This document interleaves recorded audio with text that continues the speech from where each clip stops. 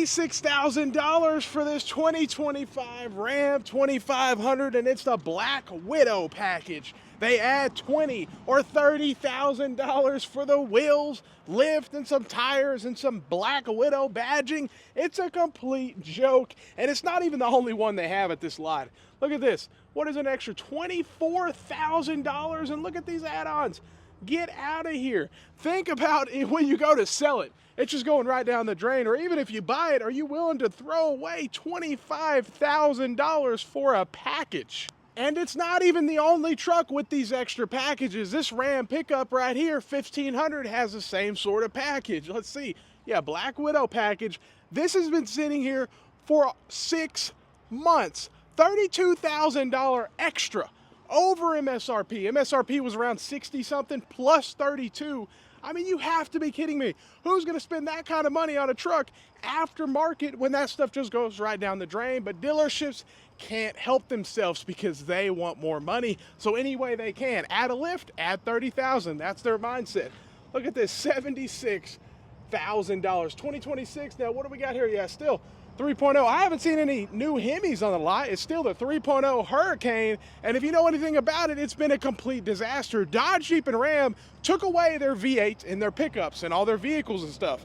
Then they rewound that. Now they're bringing it back to the 1500 Ram, but it's still simply, it's too little too late, and it's way too much money for what you're getting. You're looking at some of the lowest quality vehicles next to Ford in the market, you know, but they're all crap. General Motors, Ford, Ram, they're all pieces of junk nowadays, especially for the price you're paying. You gotta be kidding me, 77 grand for a 2026 1500, and you really think that's worth the money? And the dealership continues to fill up. More and more new vehicles just keep hitting the lot, and they don't know what to do except discount.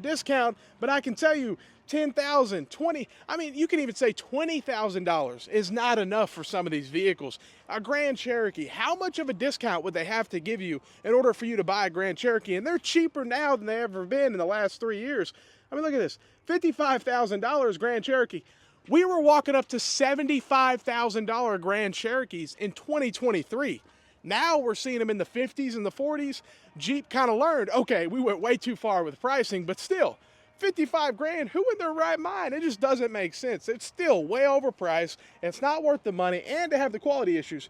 56,000 Grand Cherokee, man, it just doesn't make sense. And even the Jeeps that people like the Wranglers and stuff, it's too much. You want a Rubicon? 60, 70 grand.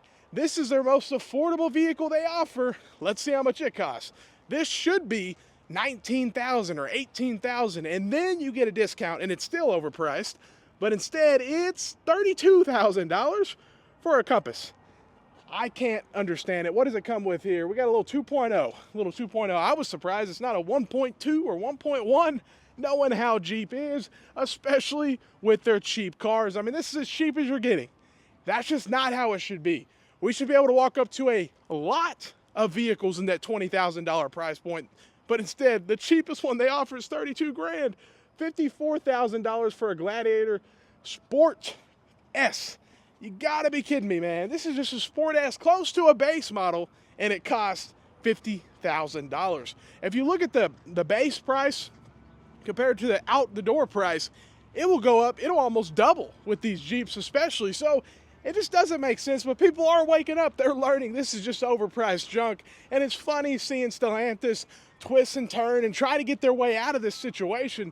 I think the best thing for them is just to be upfront and say, hey, they said they made a mistake about a few things, but come on. You guys made a lot of mistakes. Quality control went down more than ever. You guys need to correct all your wrongs to make it right. 51,000, 2025 Wrangler here, 51 grand. But look, the base price up here, 36.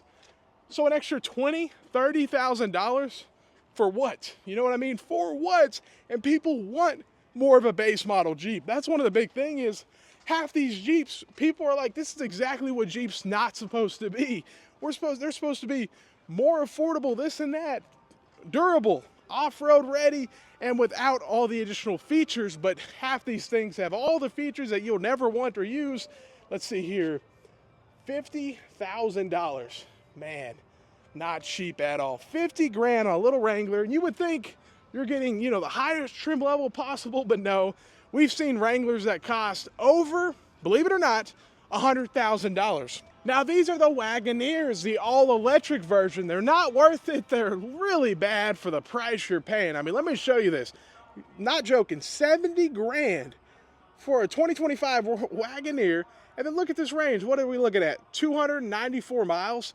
In real life, you're looking at a quarter, you know what I mean? Way lower. So you're looking at 200 miles. And it's like, what is going on? And this is the situation that they're in. Dealerships are stuck with a lot of cars like this that no one wants to buy. Wagoneers that cost 100 grand.